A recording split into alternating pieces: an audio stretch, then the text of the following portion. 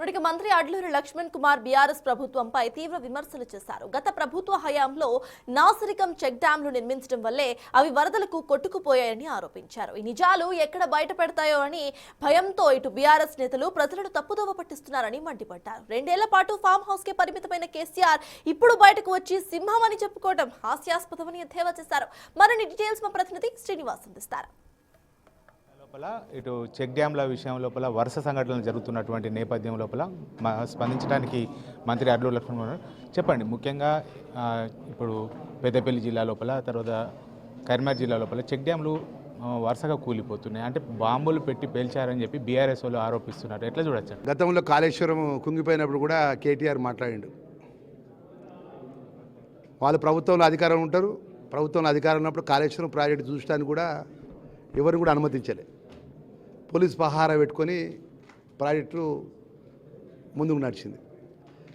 అప్పుడు కూలిపోయినప్పుడు ఏం మాట్లాడింది కేటీఆర్? ఇది కాంగ్రెస్ పార్టీలో కూలగొట్టినట్టు అని మాట్లాడాను.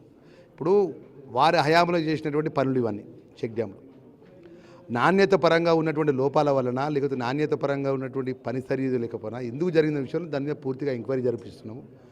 ఎంక్వైరీ చేసి ప్రభుత్వ రిపోర్ట్ వచ్చినాక ప్రజలకు జవాబు చెప్తాం తప్ప వాళ్ళకు నోరు ఉన్నది కదా మేము ఏది పడితే అది మేము అసలు మా ప్రజలకు ఉపయోగపడేటువంటి చెక్ డ్యామ్, ప్రజలకు నీళ్ళు ఇచ్చేటువంటి చెక్ డ్యామ్ ద్వారా ప్రజలకు మంచి జరుగుతుంటే మంచి జరిగే విషయంలో నష్టం చేయాలని ఒక ప్రభుత్వంలో ఉన్నటువంటి బాధ్యత గల ప్రభుత్వానికి ఎందుకు ఉంటుందండి?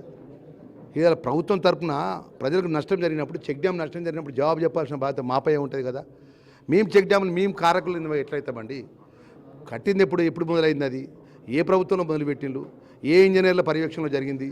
ఎప్పుడు మొదలుపెట్టిండ్రు? ఎప్పుడు పూర్తయింది? అది ఇప్పుడు ఏ విధంగా ఆ పరిస్థితి వచ్చింది దాని మీద పూర్తిగా ఎంక్వైరీ జరిపిస్తాం. ఎంక్వైరీ జరిపించి దాని మీద బాధ్యత మీద ఖచ్చితమైన చర్య తీసుకుంటాం.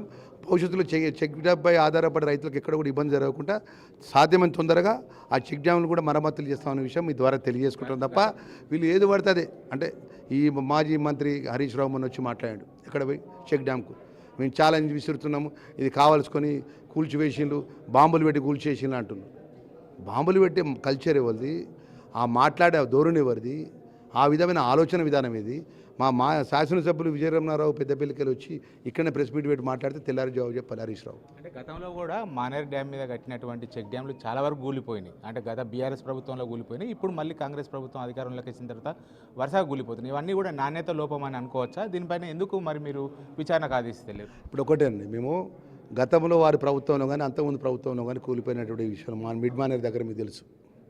పెద్ద బుంగ పట్టేది అప్పుడు మిడ్ మానేరులో పెద్ద బుంగ పడి మీడియా మొత్తం అక్కడికి పోయింది వారి పర్యవేక్షణలో. అంటే నేను ఏంటంటే ఇవి అన్ని కూడా నాణ్యత పరంగా ఇంజనీర్ల పరంగా జరిగినటువంటి లోపాల వల్ల జరిగినటువంటి ఈ తప్పిదాలు మనం ఏదేమైనా కూడా పూర్తిగా ఎంక్వైరీ జరిపిస్తాం. ఎంక్వైరీ జరిపించి దీని మీద ఎవరైతే బాధ్యతలో వారి మీద చర్య తీసుకుంటామని చెప్పి మరొకసారి మీ ద్వారా తెలియజేసుకుంటాం. మాజీ మంత్రికి హరీష్ రావు ఒకటే మాట మాట్లాడుతున్నాం. ఇక వేరే అంశాలు దొరకనట్టు ఏదో జరిగినటువంటి చిన్న అంశాన్ని పట్టుకొని భూతద్దంలో పెట్టి ఏదో విధంగా ప్రభుత్వంలో ఉన్నటువంటి ప్రజాపాలన అందిస్తున్నటువంటి రేవంత్ రెడ్డి గారి ప్రభుత్వం మీద బురద జల్లే కార్యక్రమం తప్ప ఏది లేదని చెప్పి మీ ద్వారా తెలియజేస్తాం. సింహం మళ్ళీ వచ్చిందంటారు, బయటకు వచ్చిందంటారు, ఇక వచ్చేది అధికారం వాళ్ళేదే అంటారు. నిన్నటి ప్రెస్ మీట్ ఇప్పుడు సింహం వచ్చిందా, పులి వచ్చిందా, ఇంకేది వచ్చిందా అనేది మన పార్లమెంట్లో సారు కారు 16 ముచ్చటగా 3వసారి అన్నారు ఎన్నికల ముందు, 23 ఎన్నికల ముందు.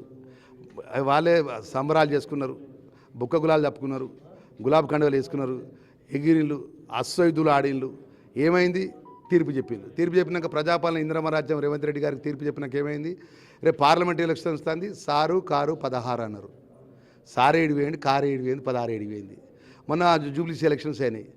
ఈ జూబ్లీసీ ఎలక్షన్స్ మొత్తం ముఖ్యమంత్రి రేవంత్ రెడ్డి గారికి చెంపపెట్టు, ఇది ఓడిపోతే గిట్ట రాజీనామా చేయాలని మాట్లాడిళ్ళు. ఏమైంది? మన స్థానిక సర్పంచ్ ఎలక్షన్స్ 12,000 గ్రామ పంచాయతీ లోపల ఎన్నికలు జరిగినాయి. సుమారు 8,000 పైచిలకు, అంటే సుమారు 70% పైచిలకు ప్రజలు తీర్పిచ్చిందండి. గ్రామ పంచాయతీ సర్పంచ్ ఎన్నికల లోపల నేరుగా తీర్పిచ్చిళ్ళు. అరే ప్రజాస్వామ్యం లోపల అంబేద్కర్, డాక్టర్ బిఆర్ అంబేద్కర్ రాజ్యాంగ నిర్మాత ప్రజాస్వామ్యం ఓట్ల ద్వారా ప్రజలను ఎన్నుకోబడమని చెప్పిండ్రు. ఇలా ప్రజలు మార్పు కోరుకొని ముఖ్యమంత్రి రేవంత్ రెడ్డి గారిని ఎన్నుకున్నారు. ఇంతవరకు తీర్పిచ్చి 2 సంవత్సరాల తర్వాత కూడా తీర్పిచ్చింది. మళ్ళీ తీర్పిచ్చినాక పులి లేచింది, సింహం లేచింది, ఇక లేచి వస్తుందంటే ఎవరైనా వాడతాం. అంత ప్రజలు ఏమన్నా పిచ్చోలా? అన్నీ గమనిస్తారు కదా. రేపు సర్పంచ్ ఎంపీటీ జెడ్పీటీ సెలక్షన్స్ వస్తాయి కదా, చూద్దాం ప్రజలు ఏం నిర్ణయిస్తారో. మేము ప్రజాప్రతినిధిగా ప్రజల యొక్క తీర్పు కట్టుబడి పనిచేస్తాం. ప్రజలు మాకు క్లియర్ అనుకూలంగా తీర్పు ఇచ్చినారు, ఇంకా బాధ్యత పెరిగింది. మేము ప్రజలకు ఇచ్చిన మాట ఇంకా అమలు చేసుకుంటే ఇంకా ప్రజల మధ్య ఇంకెక్కువగా ప్రజలకున్న కష్ట సుఖాలు భాగస్వాములై మా ముఖ్యమంత్రి రేవంత్ రెడ్డి గారి ఆధ్వర్యంలో కూడా 2029లో 100% రెండోసారి కూడా కాంగ్రెస్ పార్టీ ప్రభుత్వం ఈ రాష్ట్రంలో వస్తుంది. ఇది ముఖ్యంగా అయితే గతం లోపల జరిగినటువంటి చెక్ డ్యాంల మీద విచారణ కొనసాగుతున్నది. వచ్చేది కూడా రేవంత్ రెడ్డి ప్రభుత్వమే. ఇప్పటికైనా ఈ ఎన్నికలు చెంపపెట్టుగా భావించాలని చెప్పి అయితే అడ్డూరు లక్ష్మణ్ కుమార్ అంటున్నటువంటి పరిస్థితి. కెమెరా పర్సన్ అంజితో శ్రీనివాస్, బిగ్ టీవీ, కన్వెన్.